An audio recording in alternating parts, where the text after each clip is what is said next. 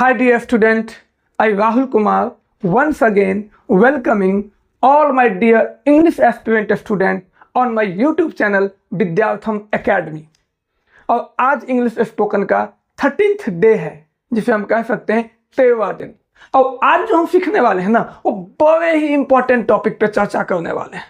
इतने इंपॉर्टेंट जितना आप पढ़ेंगे तो समझ में आ जाएगा कि इसका इंपॉर्टेंस अंग्रेजी में क्या है। और तुम चलिए उस महाशय का नाम जानते हैं जिसकी चर्चा हम कर रहे हैं। आज जो हम पढ़ने वाले हैं वो पढ़ने वाले यूज ऑफ टू का प्रयोग।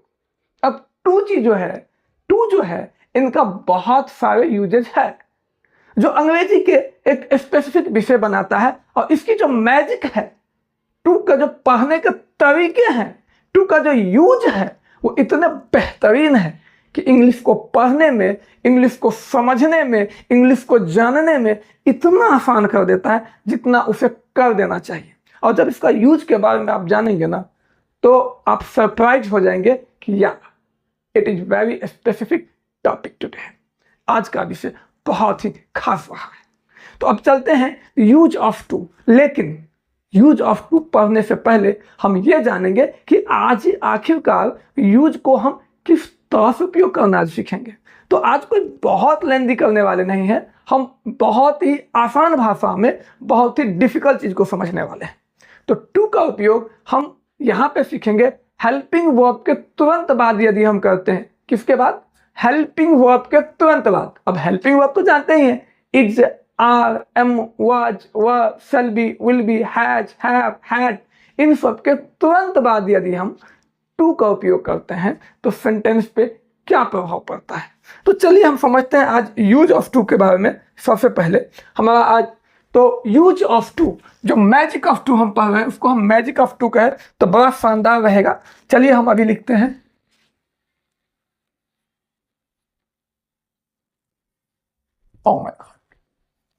ऑफ टू का प्रयोग। अब टू का यूज कहां?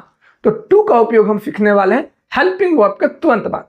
टू का उपयोग जब हम हेल्पिंग वर्ब के बात करते हैं तो दो चीजों के लिए होता है। पहला होता है पॉसिबिलिटी ऑफ एक्शन और दूसरा होता है कंपल्सन ऑफ एक्शन। क्या? पॉसिबिलिटी ऑफ एक्शन और कंपल्सन ऑफ एक्शन। पॉसिबिलिटी का अर्थ क्या होता है? आसान भाषा में कहें तो हम बचपन से जानते हैं पॉसिबिलिटी माने संभावना, माने काम करने की संभावना। कंपल्सन का अर्थ होता है मजबूरी, काम करने की मजबूरी। बस इतनी चीजें हमें यहाँ पे पढ़ना है। तो यूज ऑफ टू, इसका उपयोग हम दो फॉर्म में करेंगे। एक करेंगे हम पॉसिबिलिटी ऑफ एक्शन। किसके लिए करेंगे? इसका हम उपयोग करेंगे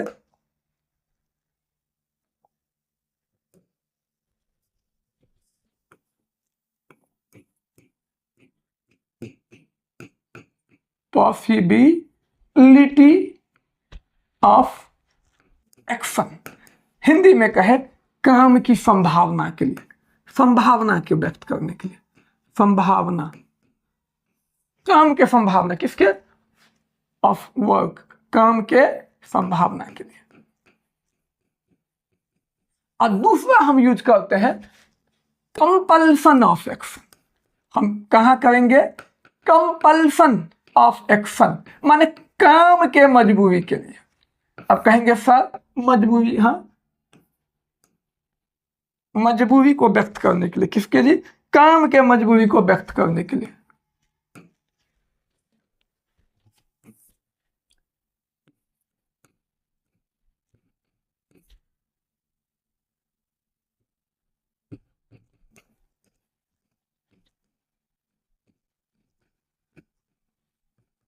माने काम के मजबूरी के व्यक्त करने के लिए। अब कहेंगे सर ये कैसे काम करता है? तो ये जो काम करता है बहुत आसान भाषा में देखें तो पॉसिबिलिटी माने क्या होता है? संभावना। और संभावना जो काम किसके साथ संभावना भाई? सब्जेक्ट के साथ। तो सब्जेक्ट के साथ देखो हम यहाँ पे देख देंगे, सब्जेक्ट होगा और हमारे पास हेल्पिंग वर्ब वैसा नहीं रहेगा जैसा था। Is, are, am, was, were. Shall be, इच्छा हो तो रख लो, शैल बी, विल बी, क्या फर्क पड़ना है, अपना ही काम है। ये हम सीखने वाले हैं। और उसके साथ लगा देते हैं टू और फिर जोड़ देते हैं वर्ब का पहला। बस यही काम धाम इसका है। ये जो टू जोड़ते हैं ना, ये संभावना को बताता है। अब कहेंगे सर संभावना कैसे बताएंगे, तो टू का यहाँ पे अर्थ हुआ वाला, वाले, वाली, का, के, की को। मैं जाने वाला हूं, तुम आने वाले हो। वह पढ़ने वाला है, सीता खाने वाली है। तुम जाने वाले थे, वह आने वाला था। मैं मदद करने वाला था, तुम मदद करने वाले होंगे। तुम आने वाले होंगे, वह जाने वाले होगा, होगा, होगी, जो कुछ भी है, हो, हूं, था, थे, थी, होगा, होगी, होंगे, रहेगा, रहेगी, रहेंगे। इनके साथ वाला जोड़ने के लिए हम टू जोड़ते हैं। तो टू का मीनिंग हुआ वाला, वाले, वाली, और या तो का, के, की। और उसके बाद हम इजालम के लिए तो पढ़े हैं, हो, हूं। तो अब पढ़ेंगे क्या, अब उसके बाद हमें लगना क्या है, वर्ब का पहला। सवाल है वर्ब का पहला क्या, वर्ब क्या होता है। तो जैसे कम माने आना, गो माने जाना, इट माने खाना, स्लीप माने सोना, इट, रीड माने पढ़ना, बीट माने पीटना, लाफ माने हंसना, हेल्प माने मदद करना। ये जितने वर्ड है जिसके अंत में ना लगा हो, क्या लगा हो, ना लगा हो, क्या लगा हो, ना लगा हो, उसे हम कहते हैं मेन वर्ब। बस मेन वर्ब का पहला रूप डालना है। किसके बाद, इन्फिनेटिव टू के बाद। किसके बाद भाई, इन्फिनेटिव टू के बाद। किसके बाद, इन्फिनेटिव टू के बाद। अब जब देखते हैं वर्ब हम समझ ही गए, वर्ब किसको कहते हैं। वर्ब मैंने जैसे गो माने जाना, कम माने आना, ईट माने खाना, रीड माने पढ़ना, लाफ माने हंसना। हमने सिर्फ इसका पहला रूप लेना है। अब जैसे हम यहाँ पे देख सकते हैं, जैसे कि मैं पढ़ने वाला हूं। अब मैं पढ़ रहा नहीं हूं, संभावना बता रहा हूं। क्या बता रहा हूं, संभावना। तुम जाने वाले थे, गए नहीं, संभावना है कि जाओगे, जाने वाले थे। सीता खाने वाली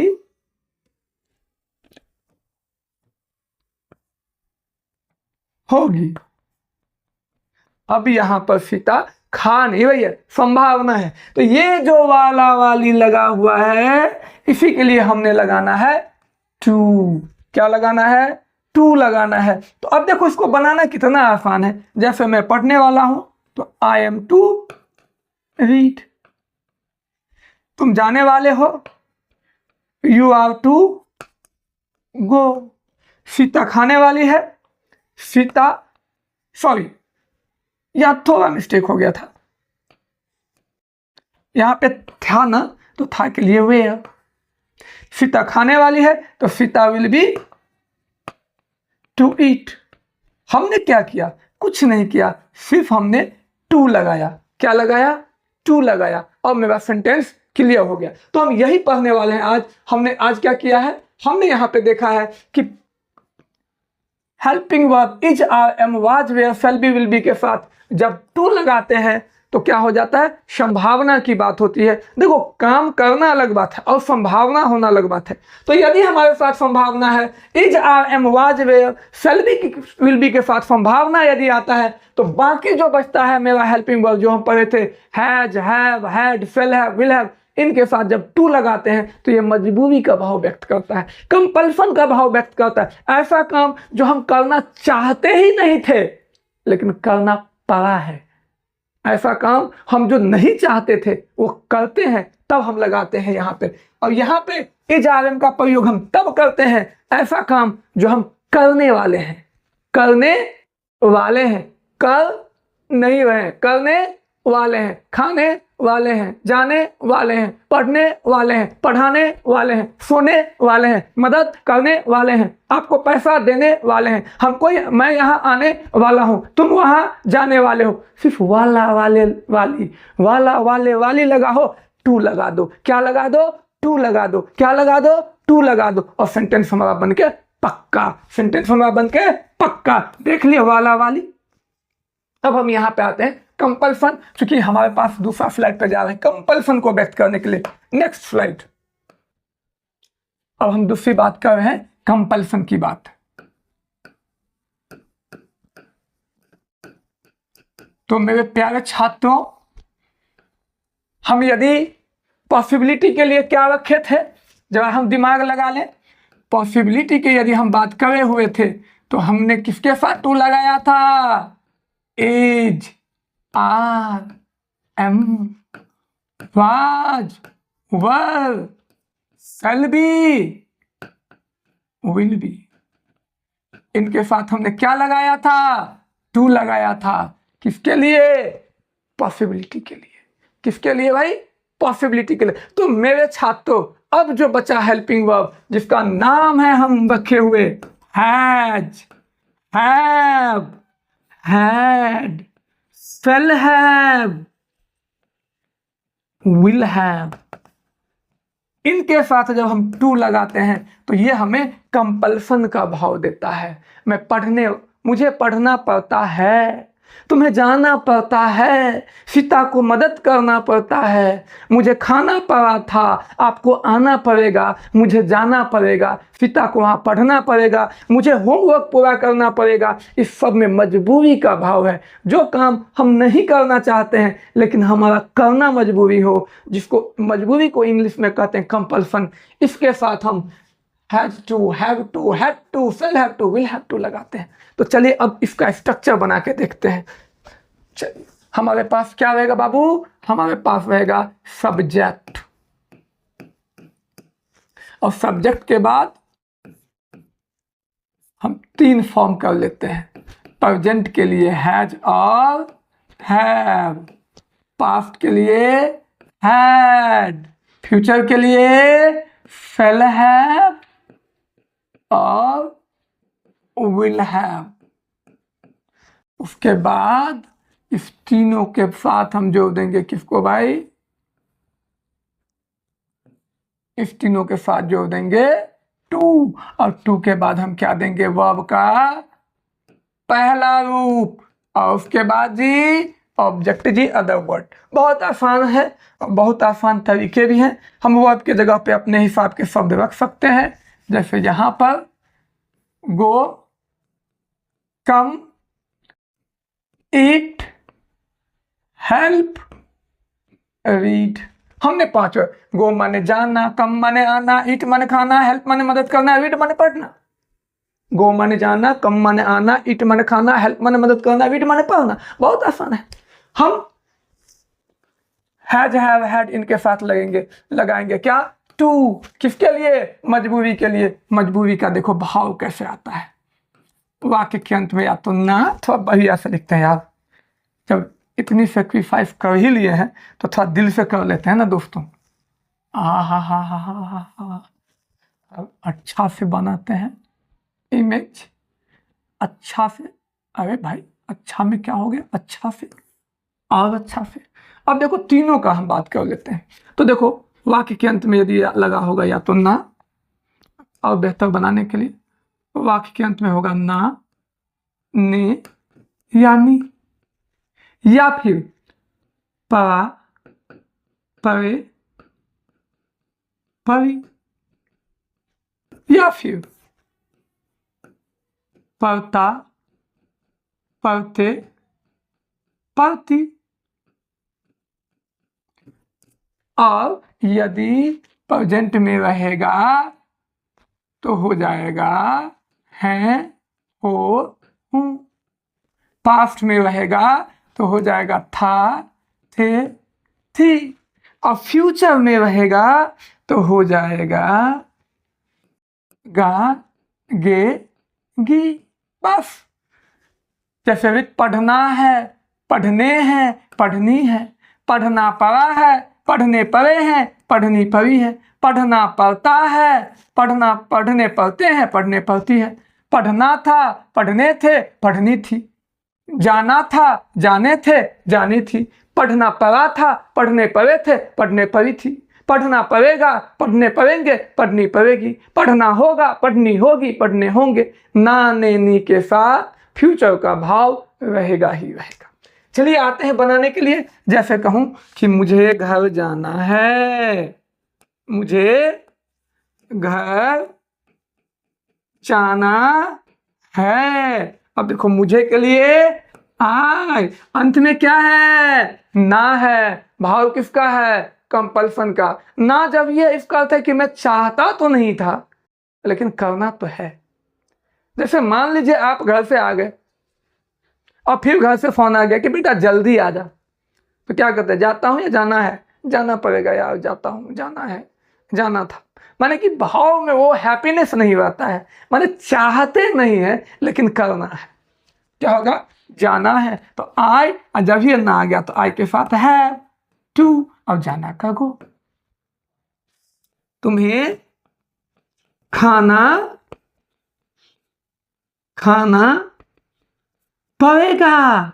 अब देखो इसका अर्थ ये हुआ कि बेटा तुम चाहो या ना चाहो भोजन तो खाना है, खाना तो पड़ेगा। अब यहाँ पे हो जाएगा पड़ेगा माने कंपल्सन है, ना चाह के भी खाना होगा। तो हम क्या कर लेंगे, पड़ेगा मिल गया। हम तुम्हें के लिए होता है यू, और यू जब ये पड़ेगा तो फ्यूचर में यू के साथ विल हैव टू, और खाना का भी। हम लोग को किताब पढ़ना पड़ता है। अब देखो यहां पड़ता है पास्ट में ले जाते हैं भाई, खाली ताहे ही काहे रहेगा, टीवी को तो कहीं पकड़ो है। पढ़ता था, मजा है। सब हम लोग को किताब पढ़ना पड़ता था। सब्जेक्ट क्या है, हम लोग। अब वाला नहीं है, ता है, पढ़ता है। वाला होता तो अब बाद में लगाते, तो we had to read a book. तो हमने आज क्या देखा है कि हमने ये देखा है कि present time, past time, future time, तीनों में इन्फिनेटिव टू का यूज। इन्फिनेटिव टू का यूज मेनली दो वजह से होता है। हेल्पिंग वर्ब के तुरंत बाद एक हमें बताएगा पॉसिबिलिटी ऑफ एक्शन, काम के संभावना। यहाँ पे क्लियर नहीं है कि कितनी पॉसिबिलिटी है, लेकिन संभावना है। और जब पॉसिबिलिटी की बात होगी, जो हम पिछले स्लाइड में पढ़े हुए थे, पॉसिबिलिटी की बात होगी तो वहां पे इज आर एम,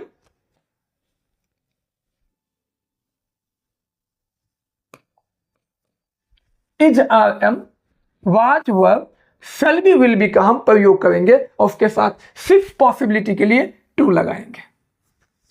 और फिर मेन वर्ब का पहला रूप, मेन वर्ब जानते ही है, जिस वर्ड के अंत में ना लगा हो। क्या लगा हो, ना लगा हो। पढ़ना, खाना, जाना, सोना। अरे इतना आसान है जीना।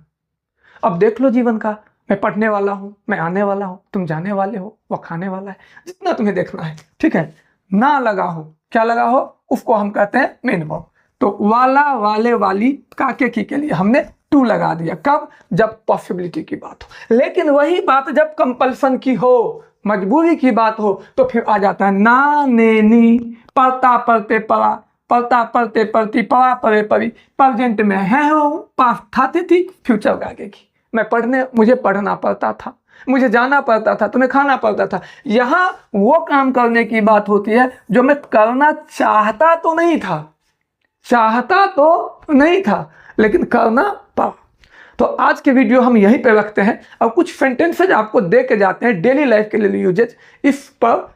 जैसे मैं आपको बात करूं, मैं यहाँ आने वाला था, तुम घर जाने वाले थे, सीता किताब पढ़ने वाली थी, मेरा भाई आपको मदद करने वाला था, मैं 11वीं में एडमिशन लेने वाला था, तुम यहाँ आने वाले थे, मुझे आपको पढ़ाना पड़ा, आपको घर जाना पड़ेगा, मुझे कल मदद करनी पड़ेगी, तुम्हें मुझे पैसा देना पड़ेगा, तुम मुझे पैसा देने वाले हो। ये सारे तरह के सेंटेंसेस देखेंगे तो दो ही फॉर्म पे बनेगा, is to, are to, am to, has to, have to, had to, shall have to, will have to. तो इन चीजों को आज आप समझिए। नेक्स्ट वीडियो में हम आ रहे हैं इन डेप्थ प्रयोग पॉसिबिलिटी ऑफ एक्शन, माने is, are, am, was, were के एक एक फ्रेम को जानेंगे, सब्जेक्ट के साथ यूज करना।